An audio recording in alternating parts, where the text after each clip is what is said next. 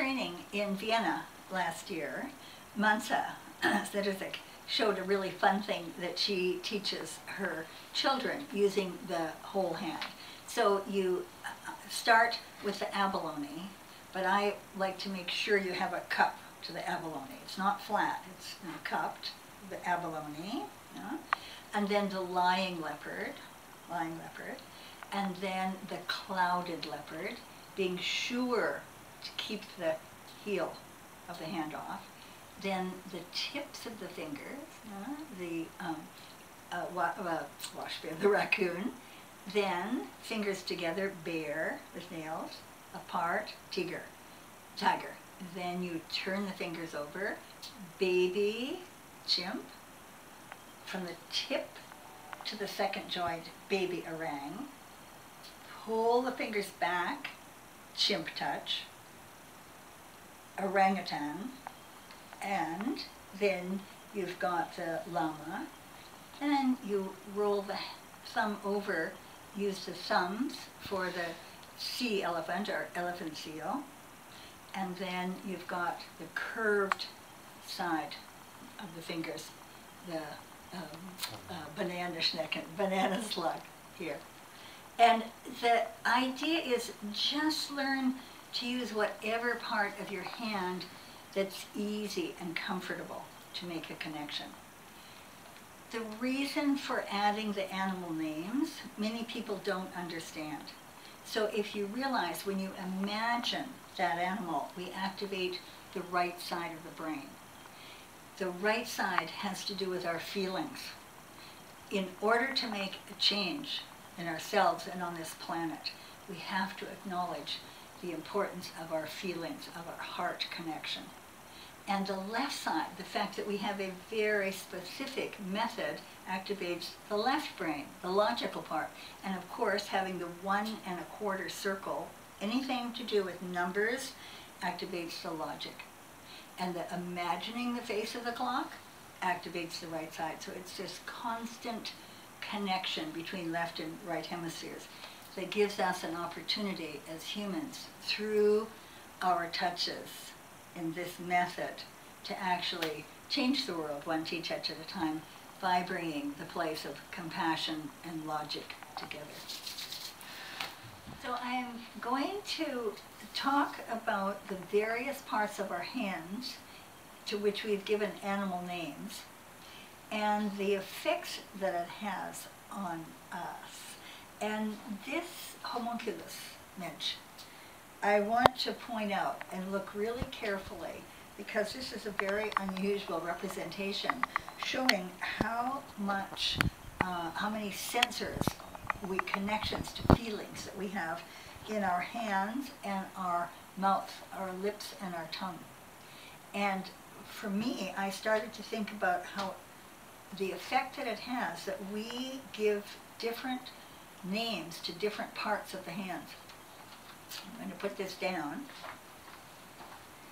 And when we differentiate every little part of the hand, it brings a new level of awareness.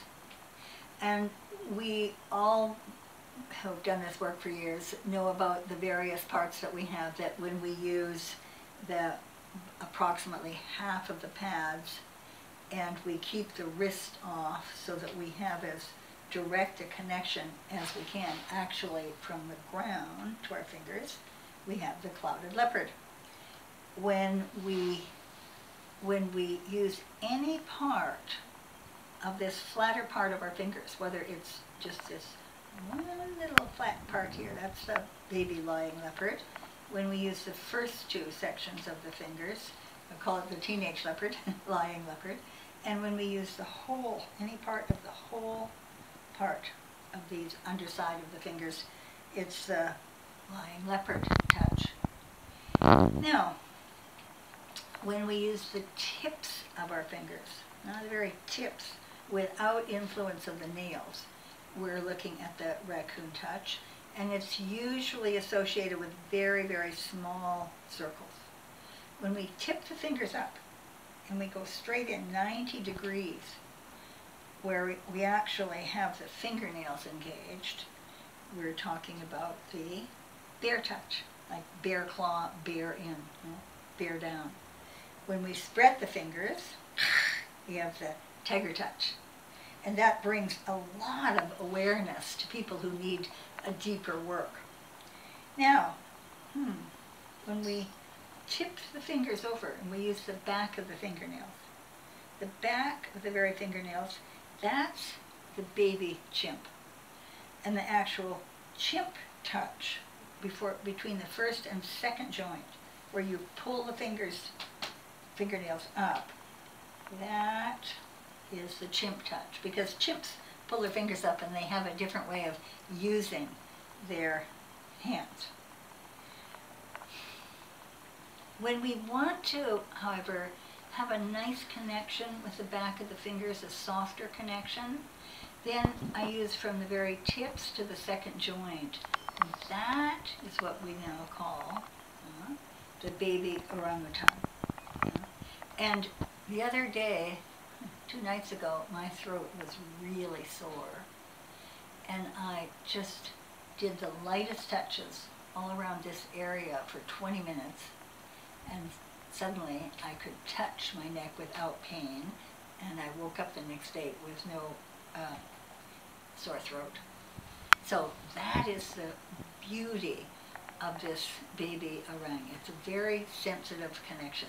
Now, if I'm working on the side of a dog or a horse, it's not comfortable to use my fingers and have this bend in my wrist. So I just use the back of the hand, fingers, like this.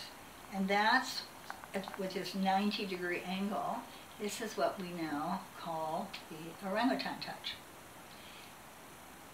What is the difference then between that and the llama? The llama is any part of the back of the hand that we use softly because it's so non-threatening, like this. Now, last year, somebody in my training had two people actually in a dog training had so much pain in their fingers from too much computer that they could not do clouded leopard, our basic 1 1/4 T-touch.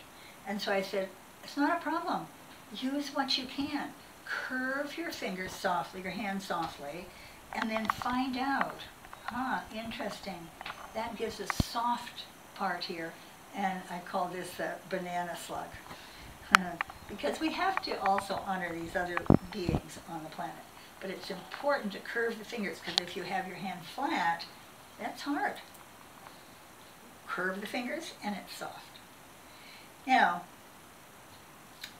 I had a real pain in my knee a year and a half ago, suddenly, just like unbelievable. I could not put, just suddenly, never before had it, couldn't put any weight on my leg, and I started working with raccoon touches, but man, it was, I could barely touch it anywhere around here.